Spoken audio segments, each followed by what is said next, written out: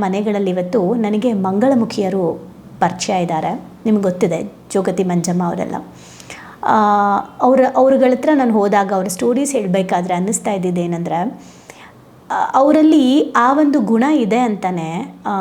ಅಂದರೆ ಅವರು ಗಂಡಾಗಿ ಹುಟ್ಟಿ ಹೆಣ್ಣಿನ ಥರ ಬಿಹೇವ್ ಮಾಡ್ತಾರೆ ಅಂತಲೇ ಮನೆಯಿಂದ ಹೊರಗಡೆ ತುಂಬ ಜನ ಕಳಿಸ್ಬಿಟ್ಟಿದ್ದಾರೆ. ಎಷ್ಟೋ ಮನೆಗಳಲ್ಲಾಗಿದೆ. ಇಟ್ಕೊಂಡಿರೋರು ಇದ್ದಾರೆ, ಕಳಿಸಿರೋರು ಇದ್ದಾರೆ.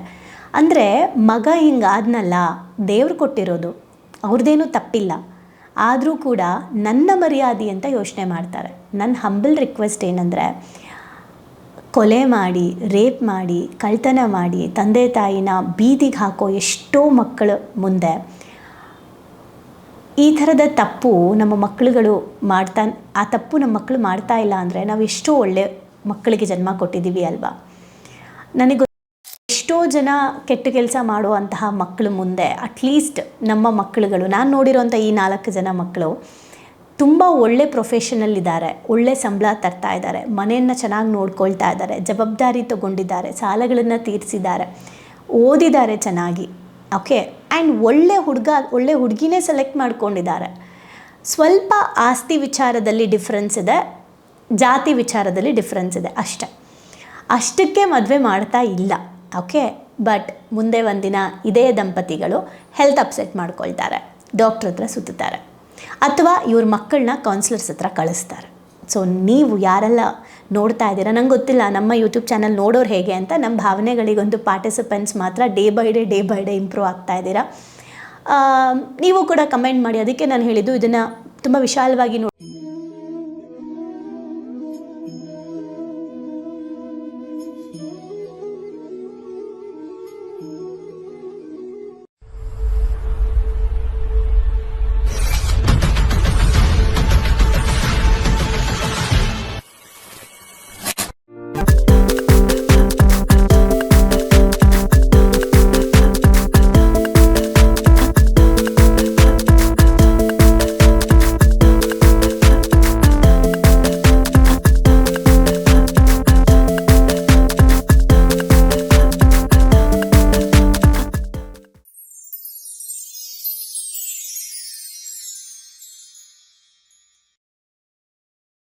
ನಮಸ್ತೆ.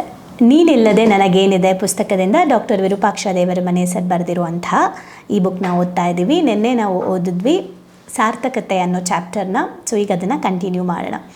ಸೊ ನಿನ್ನೆ ನಾವು ನೋಡಿದ್ವಿ ವಯಸ್ಸಾಗಿರುವಂತಹ ದಂಪತಿಗಳು ಹೇಗೆ ಅವರ ಮಗನ ಮತ್ತು ಸೊಸೆಯ ವಿಚಾರವನ್ನು ಹೇಳ್ಕೊಂಡು ಬಂದಿದ್ರು ಅಂತ. ಈಗ ಅದಕ್ಕೆ ಡಾಕ್ಟರ್ ಏನು ಕ್ಲಾರಿಟಿ ಕೊಡ್ತಾರೆ ನೋಡೋಣ.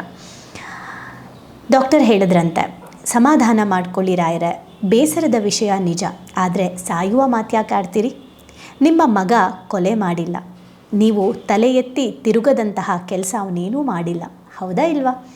ಎಷ್ಟೋ ಜನ ಮನೆಗಳಲ್ಲಿ ಇವತ್ತು ನನಗೆ ಮಂಗಳಮುಖಿಯರು ಪರಿಚಯ ಇದ್ದಾರೆ. ನಿಮ್ಗೆ ಗೊತ್ತಿದೆ, ಜೋಗತಿ ಮಂಜಮ್ಮ ಅವರೆಲ್ಲ.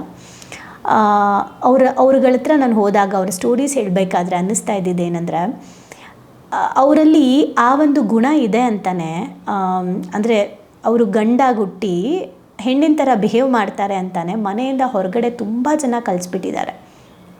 ಎಷ್ಟೋ ಮನೆಗಳಲ್ಲಾಗಿದೆ. ಇಟ್ಕೊಂಡಿರೋರು ಇದ್ದಾರೆ, ಕಳಿಸಿರೋರು ಇದ್ದಾರೆ. ಅಂದರೆ ಮಗ ಹಿಂಗಾದ್ನಲ್ಲ, ದೇವ್ರು ಕೊಟ್ಟಿರೋದು, ಅವ್ರದ್ದೇನೂ ತಪ್ಪಿಲ್ಲ. ಆದರೂ ಕೂಡ ನನ್ನ ಮರ್ಯಾದೆ ಅಂತ ಯೋಚನೆ ಮಾಡ್ತಾರೆ.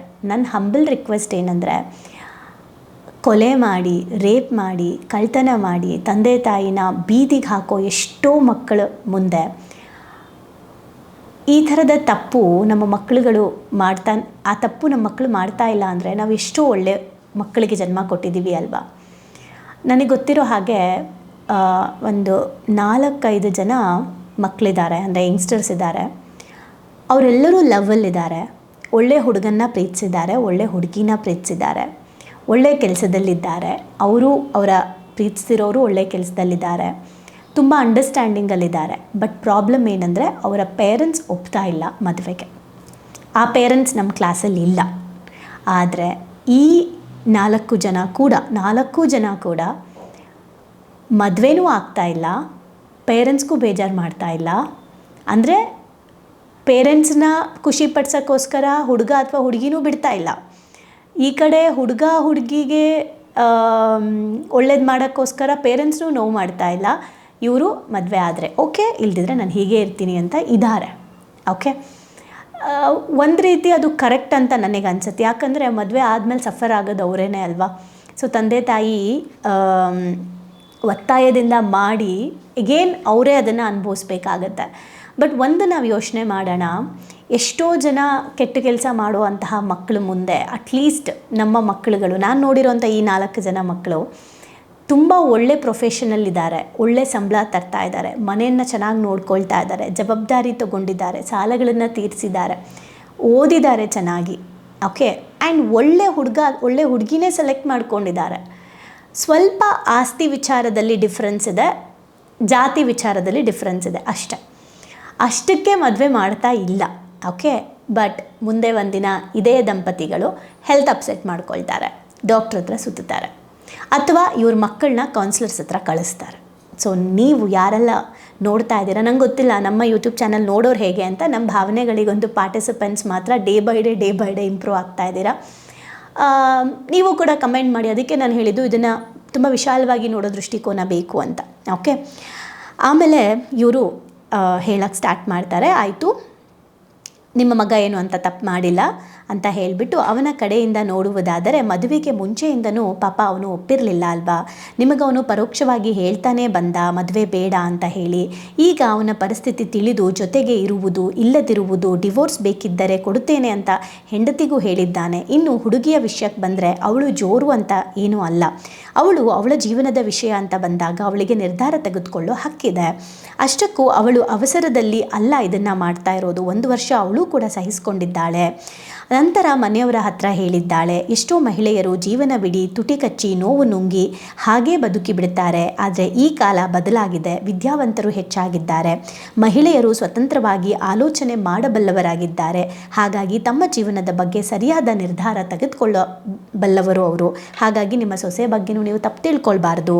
ಹಾಗಿದ್ರೂ ಅವಳು ಅಡ್ಜಸ್ಟ್ ಮಾಡ್ಕೊಂಡು ಹೋಗಬೇಕು ಅಂತ ಸೊಸೆ ಮೇಲೆ ಒತ್ತಾಯ ಮಾಡೋದು ಅಥವಾ ಅವ್ರನ್ನ ಕೆಟ್ಟೋರು ಅನ್ನೋಕ್ಕೆ ಆಗಲ್ಲ. ಇನ್ನು ನಿಮ್ಮ ವಿಚಾರ, ನಿಮಗಿನ್ನೂ ಅನುಮಾನಗಳಿದ್ದರೆ ಸ್ವಲ್ಪ ದಿನ ಹೋಗಿ ಮಗ ಸೊಸೆಯನ ಜೊತೆ ಇಡಿ.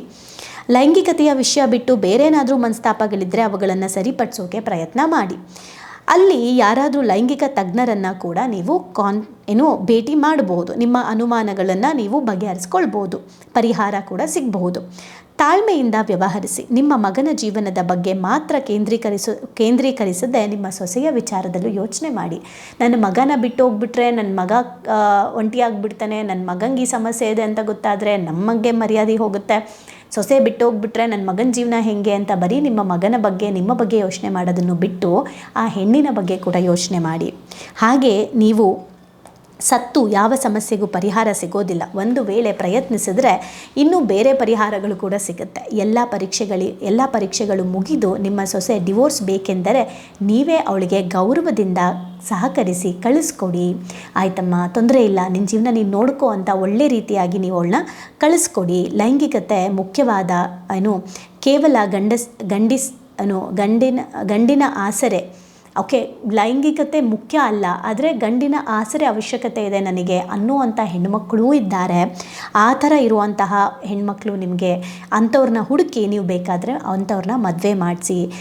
ವಿಚ್ಛೇದನ ಆಗಿರುತ್ತೆ, ಗಂಡ ಬಿಟ್ಟು ಹೋಗಿರ್ತಾರೆ ಅಥವಾ ಗಂಡ ತೀರ್ಕೊಂಡಿರ್ತಾರೆ, ಒಂದು ಪುಟ್ಟ ಮಗು ಹುಟ್ಟಿರುತ್ತೆ, ಆ ಮಗುಗೆ ನೋಡ್ಕೊಳ್ಳೋಕ್ಕೆ ಅವಳಿಗೆ ಕಷ್ಟ ಆಗ್ತಾ ಇರುತ್ತೆ. ಅಂಥ ಹುಡುಗಿಯನ್ನು, ಸಣ್ಣ ವಯಸ್ಸಲ್ಲೇ ತುಂಬ ನೋವಲ್ಲಿರುವಂತಹ ಹುಡುಗಿ ಅಂಥ ಹೆಣ್ಮಕ್ಳು ಸಿಗ್ತಾರೆ. ಅಂಥವ್ರನ್ನ ಹುಡುಕಿ ನಿಮ್ಮ ಮಗನಿಗೆ ಮದುವೆ ಮಾಡಿ. ಸೊ ಅವಳಿಗೂ ಕೂಡ ಒಂದು ಗಂಡ, ಸಂಸಾರ ಅನ್ನೋದಿರುತ್ತೆ. ಆ್ಯಂಡ್ ನಿಮ್ಮ ಮಗನಿಗೂ ಕೂಡ ಹೆಂಡತಿ, ಸಂಗಾತಿ ಅಂತ ಇರ್ತಾರೆ. ಹಾಗಾಗಿ ಅವಳಿಗೂ ಕೂಡ ಇದು ಅವಶ್ಯಕತೆ ಇರಲ್ಲ, ಇವನಿಗೂ ಲೈಂಗಿಕತೆ ಅವಶ್ಯಕತೆ ಇರಲ್ಲ. ಆದರೆ ಇಬ್ಬರು ಚೆನ್ನಾಗಿರ್ತಾರೆ. ಆ್ಯಂಡ್ ಖುಷಿ ಏನಂದರೆ ಈ ಥರದ ಕಪಲ್ ಕೂಡ ನಮ್ಮಲ್ಲಿ, ಅಂದರೆ ನನಗೆ ಕೌನ್ಸಿಲಿಂಗ್ ಬಂದಿದ್ದರು, ತುಂಬ ಚೆನ್ನಾಗಿ ಅವ್ರು ಇವತ್ತು ಲೈಫ್ ಲೀಡ್ ಮಾಡ್ತಾ ಇದ್ದಾರೆ, ಗಂಡ ಹೆಂಡತಿ ಇಬ್ಬರು ಕೂಡ. ನೋ ಸೆಕ್ಷುವಲ್ ಇಂಟರ್ಕೋರ್ಸ್ ಅವ್ರ ಮಧ್ಯ, but they are happy. Mutual respect, mutual love ಎಲ್ಲವೂ ಇದೆ. ಅವ್ರ ಜೊತೆ ನಾನು ಮಾತಾಡಿದಾಗ ಇಬ್ಬರೂ ಒಳ್ಳೆ ಪ್ರೊಫೆಷನಲ್ಲಿದ್ದಾರೆ, ತುಂಬ ಒಳ್ಳೆ ಪ್ರೊಫೆಷನಲ್ಲಿದ್ದಾರೆ. ಇಬ್ರಿಗೂ ಸೆಕ್ಸ್ ಇಷ್ಟ ಇಲ್ಲ, ಲೈಂಗಿಕತೆ ಇಷ್ಟ ಇಲ್ಲ, ಗಂಡ ಹೆಂಡತಿ ಇಬ್ರಿಗೂ.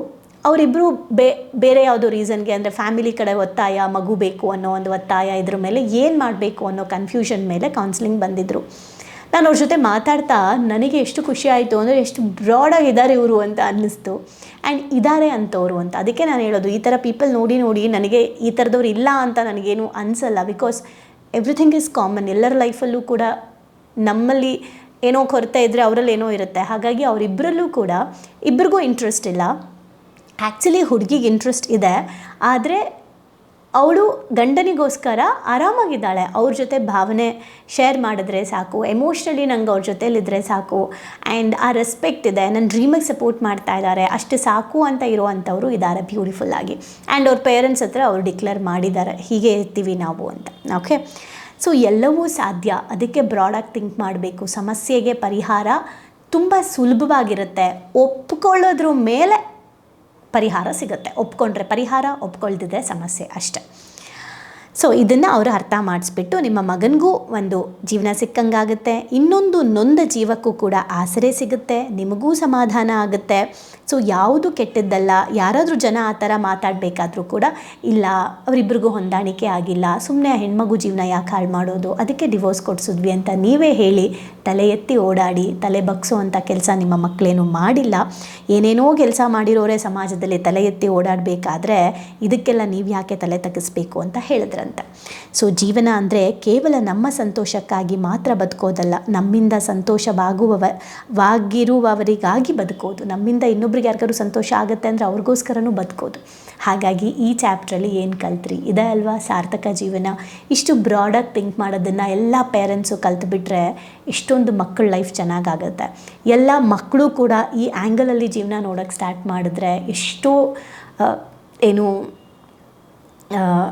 ಸೊಲ್ಯೂಷನ್ ಸಿಗುತ್ತೆ ನಮಗೆ. ಹೇಗೆ ಅಂದರೆ ಓದಿರೋ ಹುಡುಗಿನೇ ಬೇಕು, ಓದಿರೋ ಹುಡುಗನೇ ಬೇಕು, ಕೆಲಸ ಮಾಡ್ತಿರೋ ಹುಡುಗಿನೇ ಬೇಕು, ಕೆಲಸಕ್ಕೆ ಹೋಗ್ತಿರೋ ಹುಡುಗನೇ ಬೇಕು, ಆಸ್ತಿ ಇರೋ ಹುಡುಗಿನೇ ಬೇಕು, ಆಸ್ತಿ ಇರೋ ಹುಡುಗನೇ ಬೇಕು, ಎಲ್ಲ ಬರೀ ಹೀಗೆ ಹೇಳ್ಕೊಂಡು ಡಿಮ್ಯಾಂಡ್ ಮಾಡ್ತಾನೆ ಇದ್ದೀವಿ ನಾವು.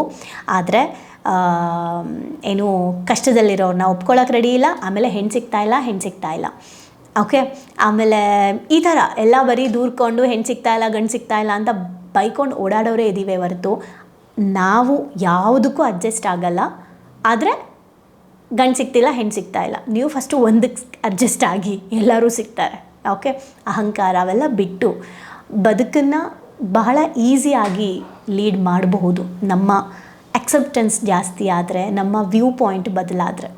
ಯೋಚನೆ ಮಾಡಿ. Thank you.